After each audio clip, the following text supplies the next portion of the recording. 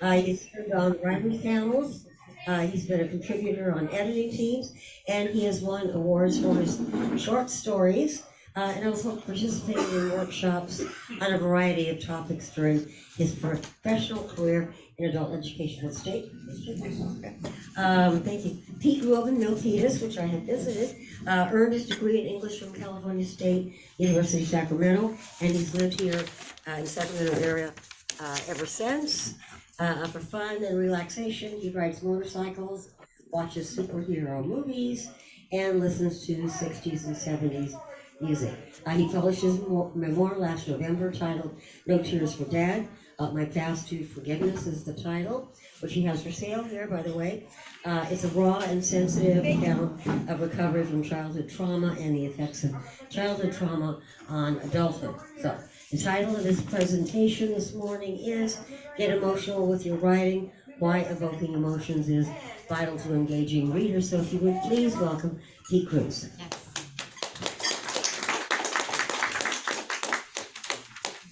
Thank you for that introduction, Cheryl. What I hadn't indicated to Cheryl during my introductory notes is that I can now be introduced as an award-winning author. Several months ago, I received an email from the Illumination Book Awards organization, and the subject line said, judging update. The text said things like, they did have to make tough choices. Even if your book did not place this year, our judges agonized. And I'm reading that thinking, that's me, a perennial also-ran. But then I looked at the results and saw under the category memoir, personal struggle. It had my book cover there in my name. And it said second place, silver medal. I did a double take. Look at it and did a triple take. So there was disbelief. And then there was a warm feeling of pride that overcame me. And then finally, elation. Because my fellow writers, 5 years writing it, 2 years to get it into print, and that is emotion. And here it is. A symbol of what we writers go through just to get something done. Now, before we get into more emotion, I'm gonna send this basket around, put your business card in it, and at the end, we'll do a drawing for a free book. And also, if you do put your business card in, you're gonna be on my newsletter list. Full disclosure, huh, Pete? Yeah, you can always unsubscribe, so.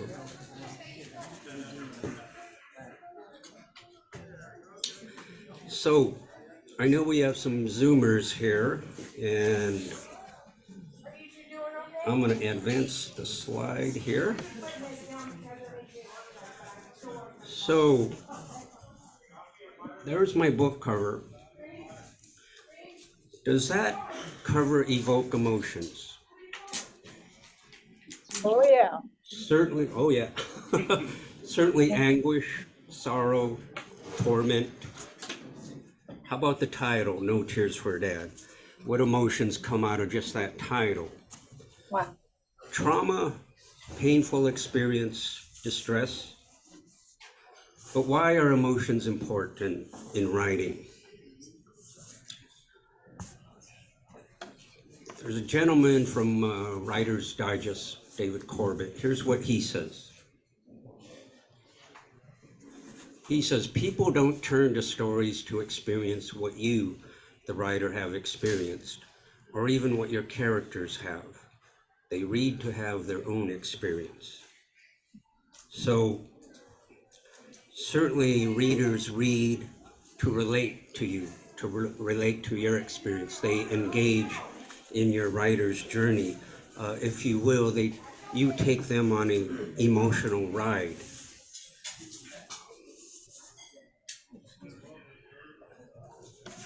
Here's Cheryl Strayed, who wrote the memoir Wild. Let's see what she does to engage the writer emotionally.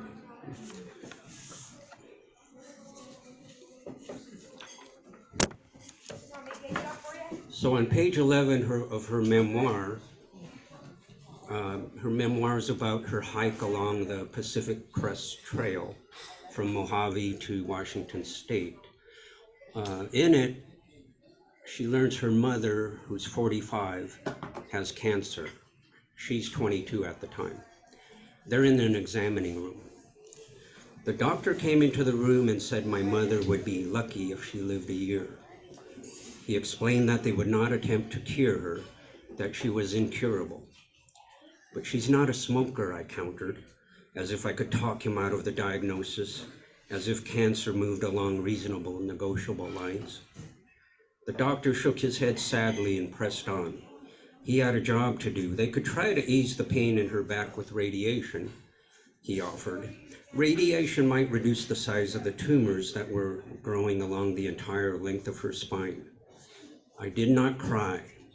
I only breathed. Horribly. Intentionally.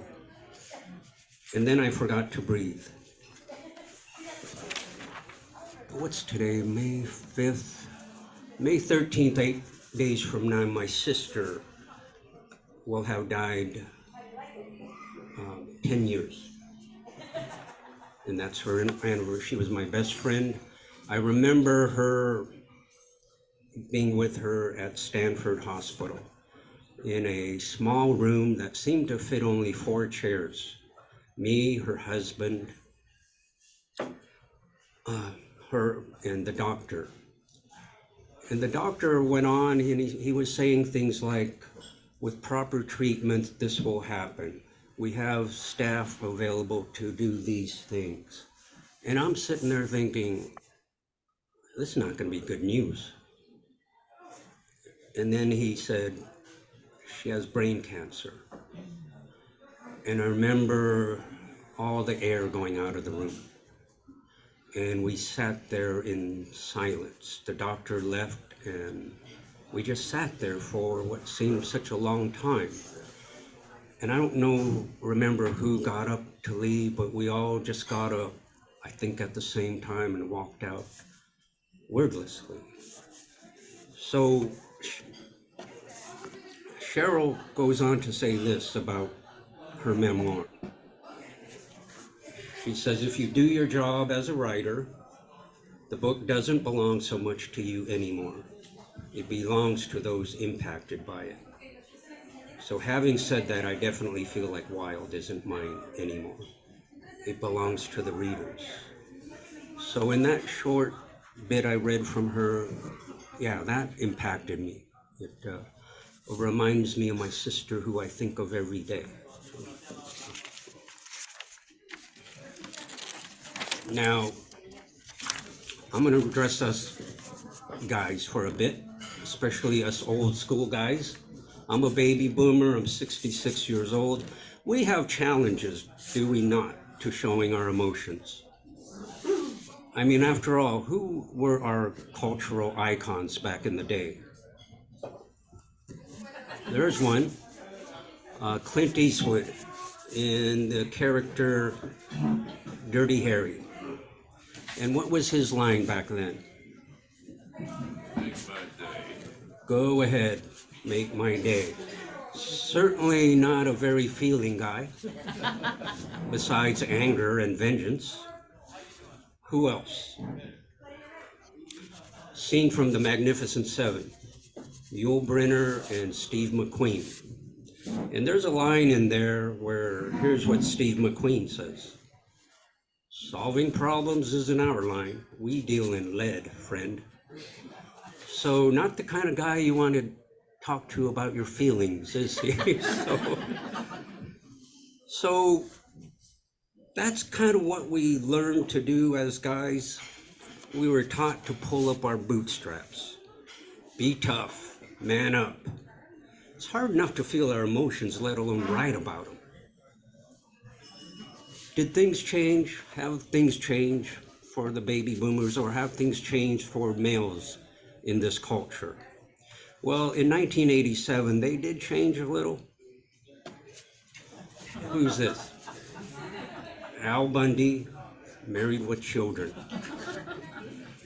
And there's a line from that TV show where he says, telling Al Bundy is just like telling the wind. So again, cultural icons.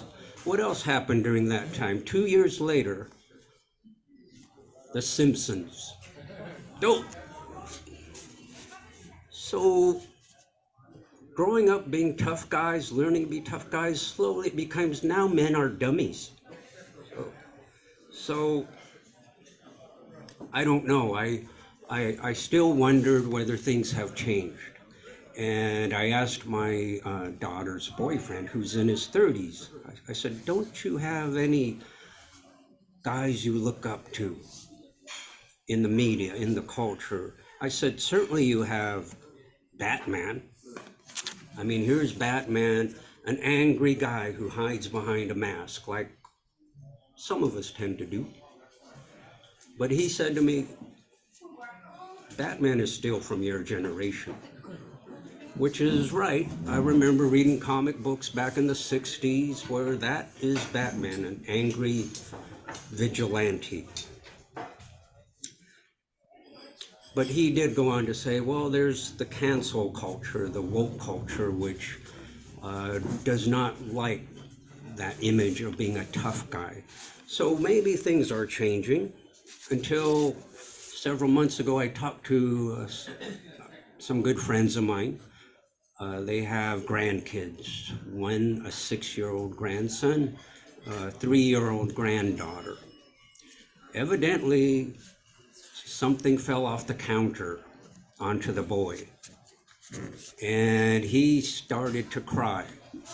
And his little sister said, big boys don't cry. So it's like, that caused a mother to say, where'd you learn that from? So it's still there, big boys don't cry.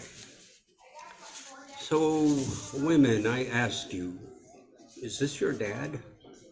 Your husband, your son, your brother? Let's take a look a little bit at women.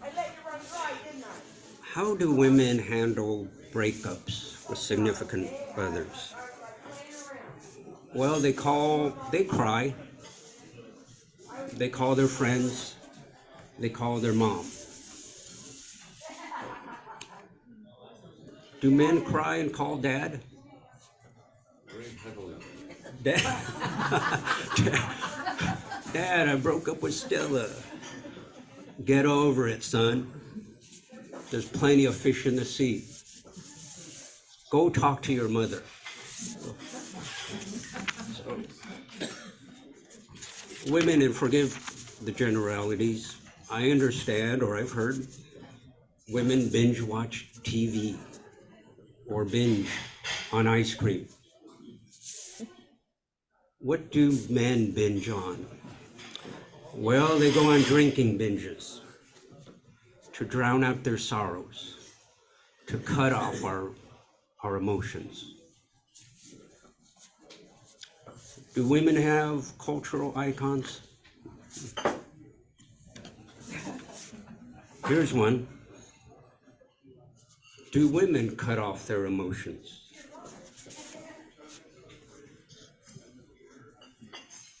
I wonder, woman. Thanks for getting that. We tend to minimize our emotions sometimes. And for me, when I was writing, that happened to me. And if you happen to belong to a critique group, I highly recommend it, because that's where I get caught minimizing my emotions. I'm going to read you a before and after. It was a simple fix. In my book, in this scene, I'm about 4 or 5 years old, and we were poor. And So it goes. I slept in the living room with my two older brothers. Our bed sat directly across from our parents' bedroom. In their room, the ceiling light consisted of a single, unadorned light bulb hung by its electrical cord on a bent nail. If Dad turned on the light, that meant we were making noise and he wouldn't like it. My critique group member, when we went over our chapter, said he'd be furious. And I had to think about that. You're right. He'd be furious. So with that simple fix, if Dad turned on the light, that meant we were making noise and he'd be furious. I said he wouldn't like it. I mean, that's really glossing it over. So,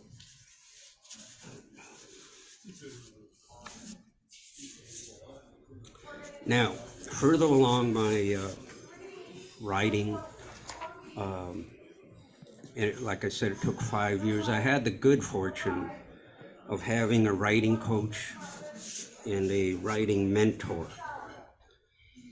And he lived in Georgia, so I'd send him my drafts. And here's what he did for me.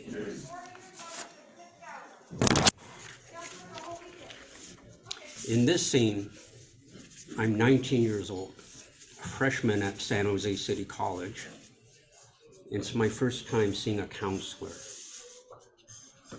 And my first draft said this. Hi, Pete, he said, what brings you in? I considered his question. I didn't know specifically what brought me in. I only knew my entire life had been problems, worries, and concerns. Beyond what I did to stay afloat, I wanted to talk about my stress-filled existence.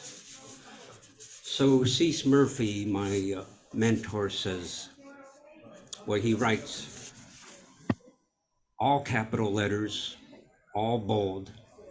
He's basically yelling at me. And he writes to me, don't be stingy. Give us at least something to show you decided to open up. Did you say anything? So that made me go back to my writing and sit with it. What actually happened? Think about what went on when I was at my first time seeing a counselor. Here's the final version. Hi, Pete, he said, what brings you in? I'm not sure, I replied, my voice unsteady. Anxiety darted inside my stomach like bees around a hive. I found it difficult to trust anyone, and John was a complete stranger. It's okay, he said softly, take your time. His facial expression conveyed kindness. The flyer said I could talk to a counselor about my problems. I've never done anything like that. You're in the right place. You can talk about things as much as you want or as little. I'm here for you. He gave a slight smile and sat patiently. I have a lot of problems, most of them probably because of a bad home life. So that became my final version, and in reading this, I thought, wait a minute, I still minimized. I have a lot of problems, most of them probably because of a bad home. No, so no, not probably. I did have a home life that was not bad. My home life was horrific, not probably.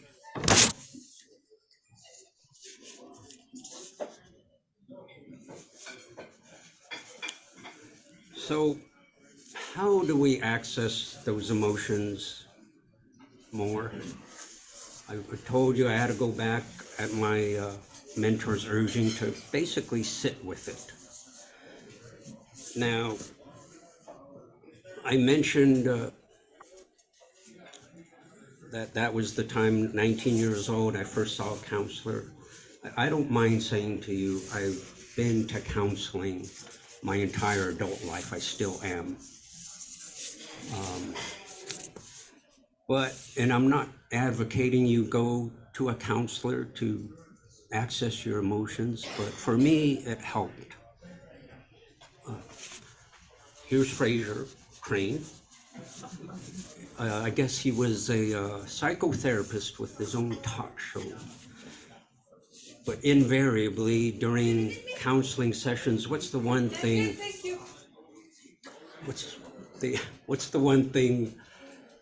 a psychotherapist will say to you or ask you? How does that make you feel? I broke up with Stella.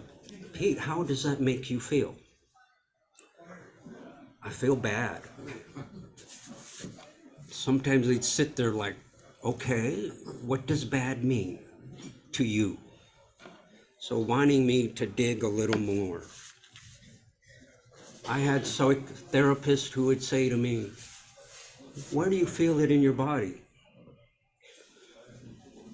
In my chest? What's that feel like? Tight. What color is it? It's like orange? I don't know. But those were helpful in getting at my feelings and emotions. It kind of got me to thinking, you know, it's like an onion, different layers that you have to access. And especially in regards to my book, you peel enough layers, you're gonna cry. So, got me to thinking about another therapy I was getting, physical therapy. In recent months, I've been getting physical therapy for neck pain. And some counselors would say, you know, your physical ailments kind of manifest who you are. And I'm like thinking, well, I'm lucky the pain isn't in my rear end. So it made me think, what's the one thing that physical therapists ask you when you go in? Rate your pain. 1 is no pain, 10 is intolerable. So they're asking your pain. I got to thinking, what if you could transfer that to psychotherapy, where I could just go in and give them a number. So I kind of, for fun, just threw together an unhappy pain scale. Pete, what brings you in? Stella said she wouldn't go out with me if I was the last man on earth. How would you rate that, Pete? 7. I'm crestfallen. Pete, what brings you in? Kings lost against the Golden State Warriors. Pete, what's your unhappy pain rating? 1. I'm bummed out. I was at that game 7. Bummed out that they lost, but you could tell there were people in the audience where they're downright dejected, miserable, just swearing up a storm. So, and I kind of get that. If I was a betting man and placed money on it, I think I'd be downright despondent if I lost money on it. So definitely there's degrees to emotion. So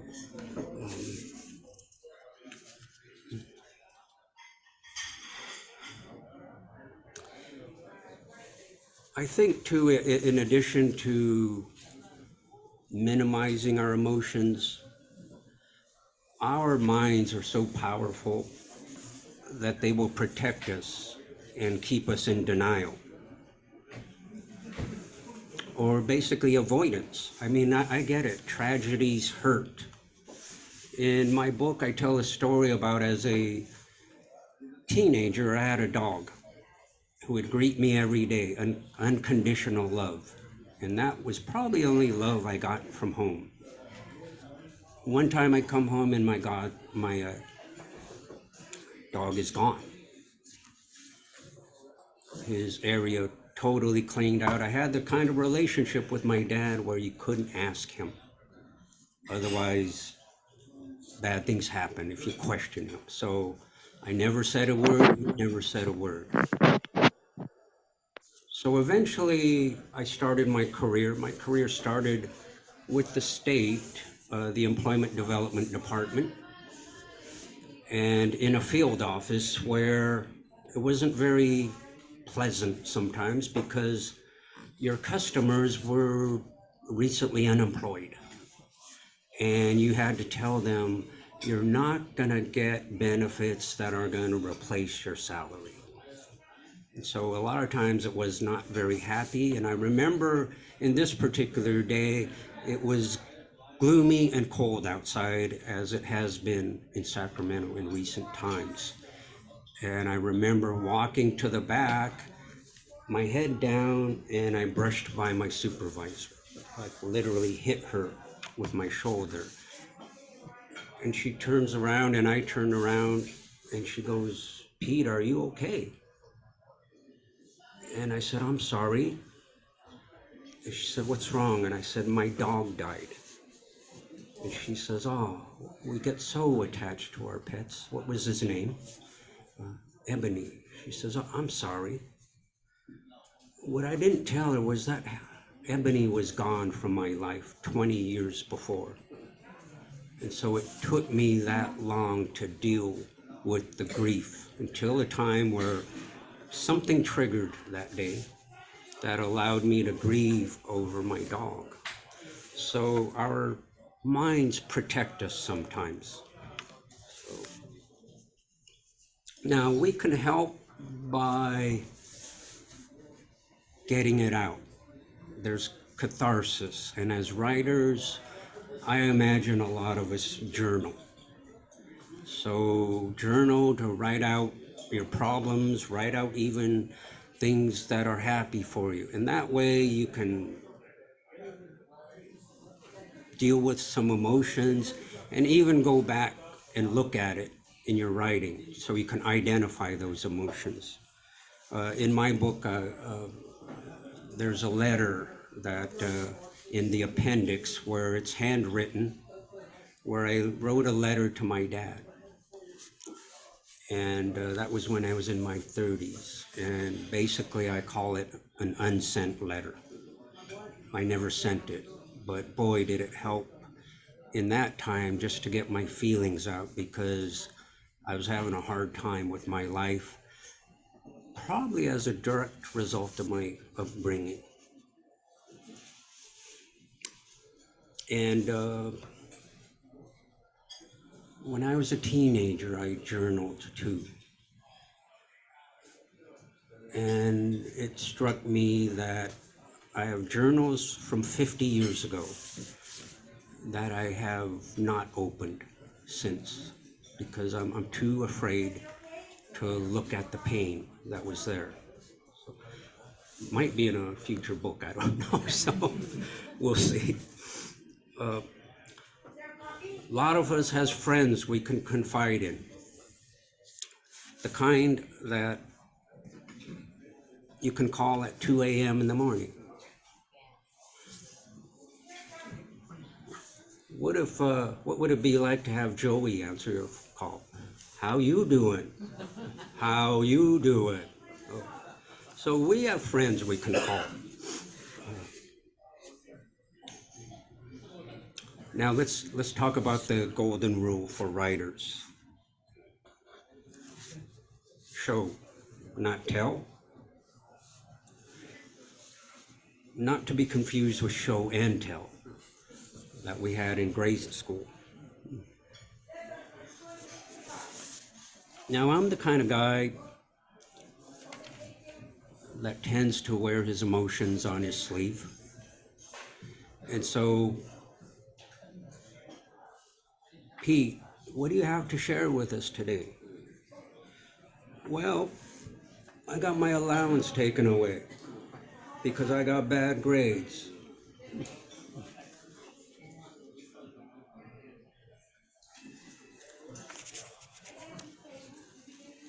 "I got a promotion and a raise."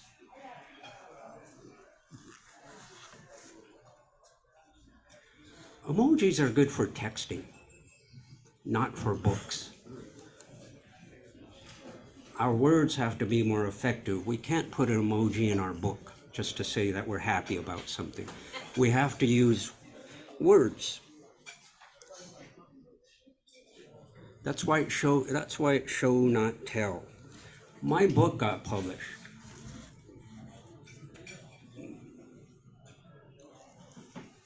We can't put this in our book, but we can say things like, my heart leaped. I was on cloud 9. Forgive my use of cliches, but those are words to describe our emotions.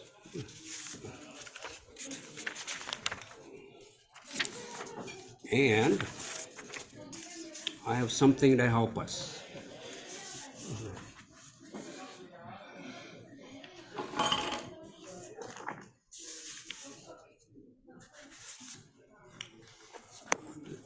I'll pass this out in just a bit. It's a 2-page handout called Translate Emotions into Written Body Language. So let's look at an example. I tend to think there's a lot of anxiety in the world today. We might live in an age of anxiety. I mean, look at it, the natural disasters, the war, cost of living, inflation, global pandemic, plenty of reasons to have to deal with anxiety. Let's look at an example from this handout. Anxiety, translate into words, fidget, twist a ring, chew on a pencil, bite lip, swallow constantly. I don't know about you, when I worked, I was an excellent employee. But I still remember sitting outside my supervisor's office waiting for my performance review.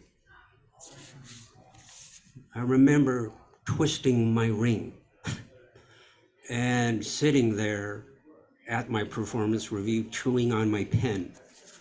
So that's emotions coming to life in words.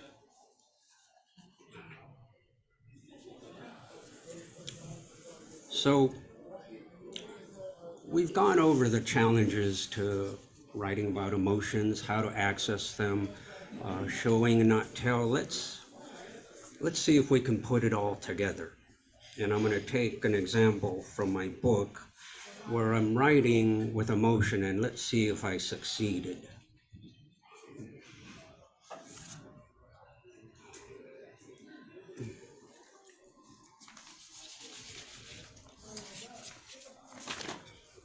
Whoops. So in this scene, it's after dinner with my daughter, Natalia. She's in junior high, 15 years ago. A plastic Tupperware lid caught on the still hot burner grate and partially melted and warped it. So I start off by writing, I paused in dismay. Natalia peered at the lid in my hands. And then she looked as if she were seated in a movie theater watching a horror movie, and I was the villain. What emotions was she dealing with? Anxiety, nervous, scared.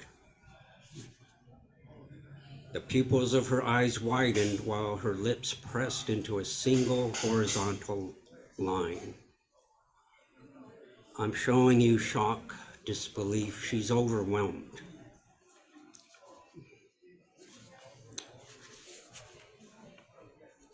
She slumped and seemed to have stopped breathing.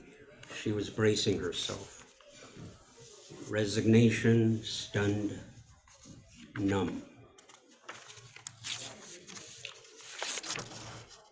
Memories of past eruptions flitted through my mind. What would I do now? Fling the plastic top across the room like a misshapen frisbee, or dunk it into the trash bin like a basketball while yelling choice expletives. Emotions were outrage, disgust, and sense. So you could tell easily. I had a problem with anger, as my dad did. So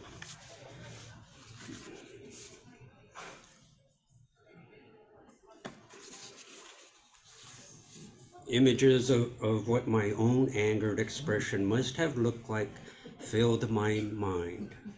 I'd have slits for eyes, my jaw jutting and hardened, and my forehead creased with blood vessels. Who was my icon that I wrote that about? That's Clint Eastwood.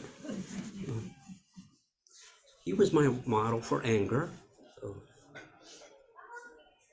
Or I might say nothing and stare in extreme disappointment at her, my arms folded.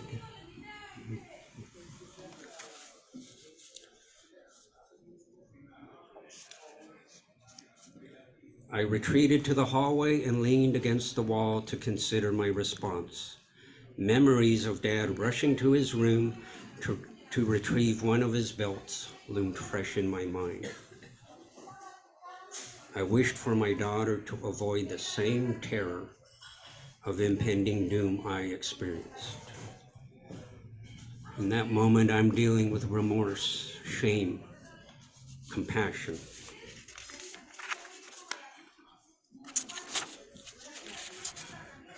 And here's how I finished. I took a moment to compose myself. As I walked back into the kitchen, Natalia remained paralyzed in the same position I had left her. With her face turned away from me, I sidled next to her. "That's okay," I said softly. "Mistakes happen." Sorry.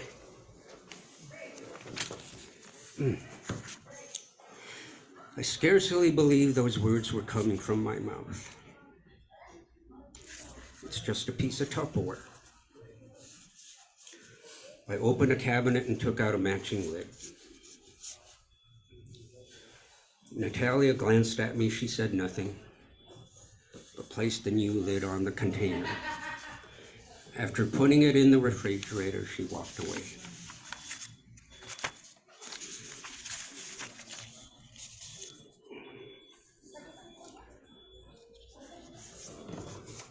I showed you a symbol of Riders, the medal. This is the real medal. The actual Tupperware lid that had melted. And at that moment, that's when I decided not to pass on to my daughter what had been passed on to me.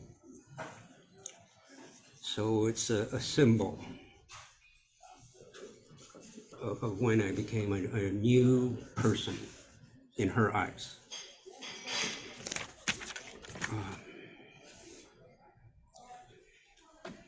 We get along famously now. She's my biggest cheerleader. And she lives in Southern California. This is, I think, last year in Manhattan Beach. And the other picture there, years ago for Father's Day, she bought me a t-shirt. It said, "The Walking Dad." And it was like ironic to me because certainly back then I was undead. I was a zombie. So she's an educator now and for a private company, and she does PowerPoint virtually every day. And so she gave me a lot of pointers on this, and I'd say, "Would you fix that, please?" And in fact, the slide on anxiety, she says, "Let's do it this way." And I thought, oh, that's so cool. So,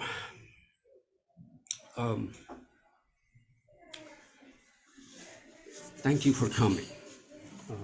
Let's have a free drawing.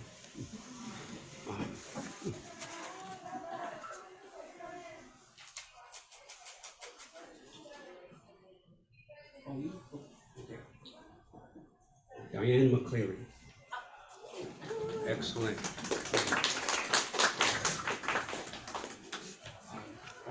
I'll sign it for you. Does she have to pay tax on that? The answer is no. Oh, okay, I'll go with that, no tax. So I do have my book available for here, I'll sign it for you, otherwise the usual places if you want to order it. Are there any questions? Kindle's on Kindle, your book? Kindle, yeah, it's on Amazon Kindle, and they give it away for practically free. So, Pete, I've got a question.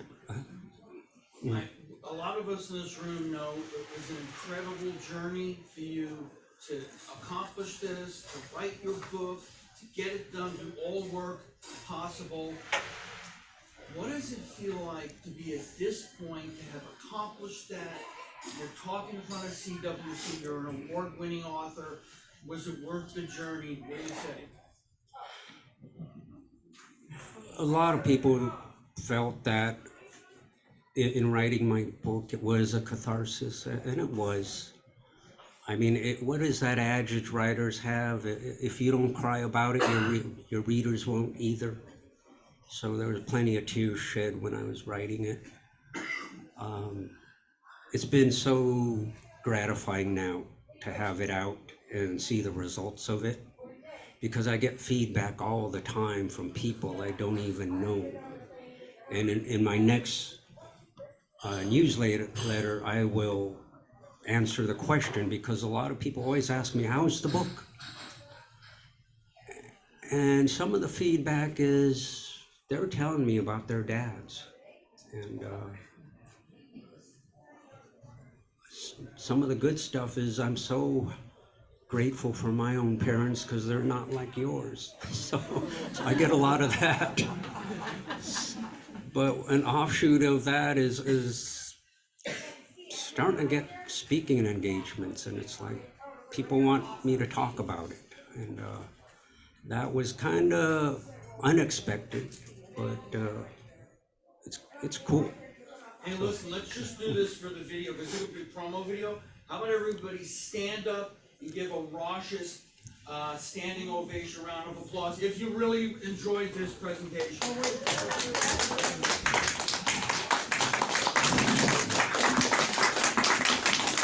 Hold on. Keep it going, keep going. Ladies and gentlemen, Pete Cruz. Thank you.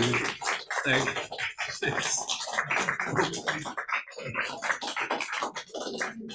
I know there's a lot of new people here today, so I'm going to just for 5 seconds say, if you're a writer, an author, whether you're accomplished or a wannabe, if you weren't inside this room this morning from 9 to 11, you did yourself a disservice. So to all you guys, oh man, this is so much enriching for all of us, and to meet everybody and to see a person that lived it and accomplished it. So round of applause. We'll see you at the next meeting.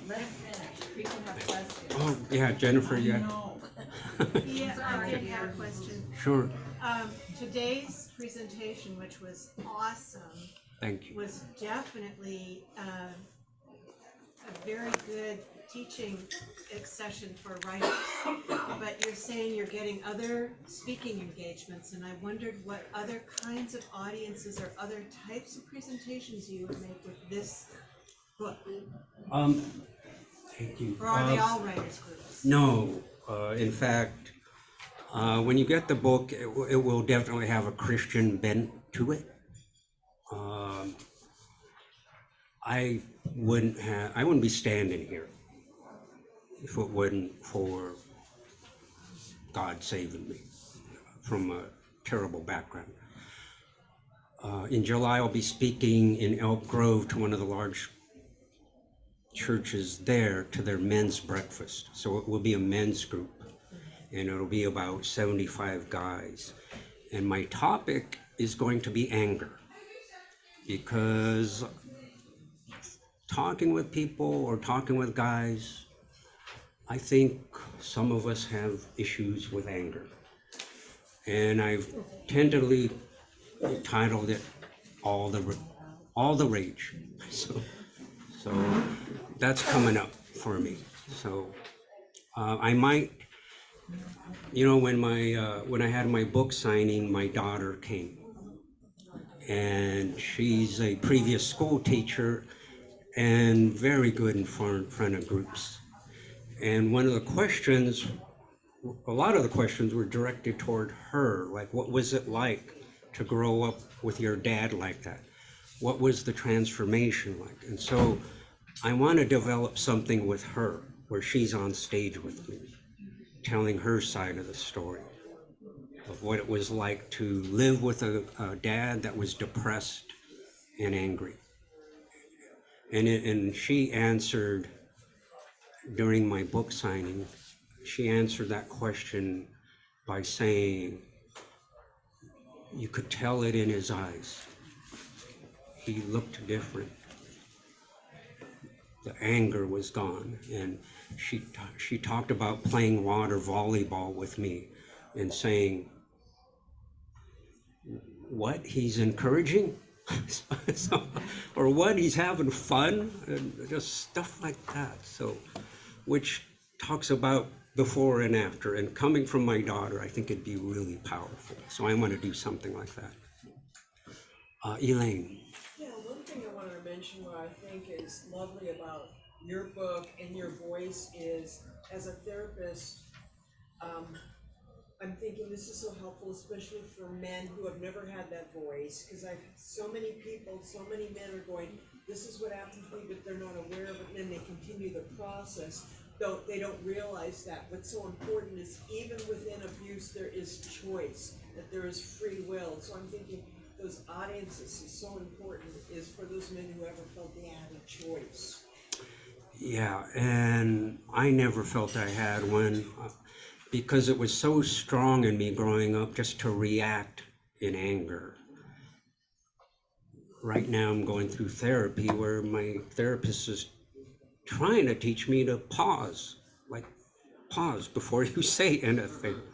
And that's hard because I've said to people, I'm living the fight or flight response. I'm always feeling threatened. Unfortunately for me, it's not flight. I tend to fight.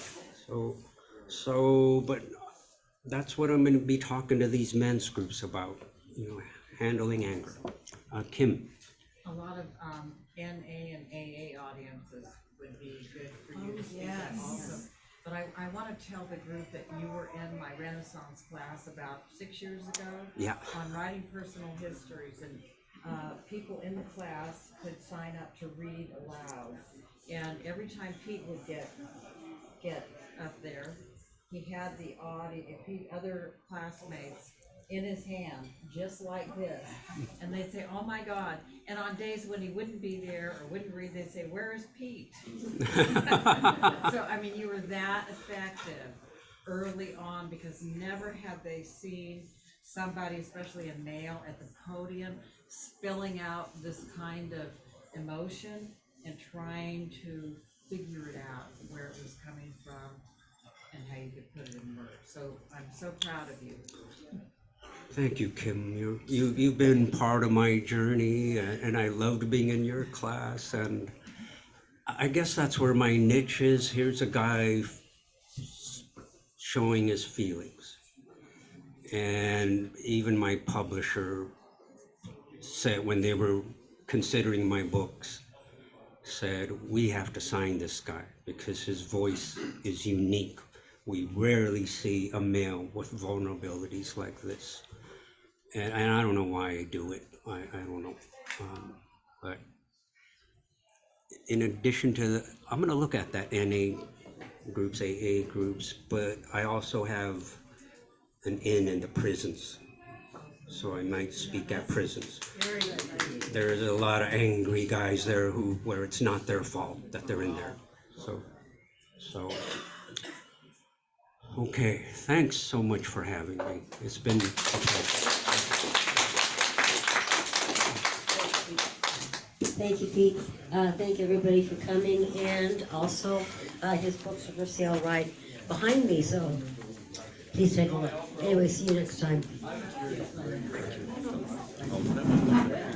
We're in the same thing again. Yeah, a little warped. Hang on, I'm gonna switch this stuff off. Don't do it here.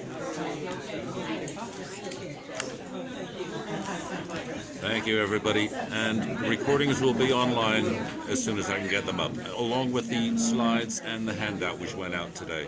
So, thanks, everyone. Thank you, Bernard. Thank you.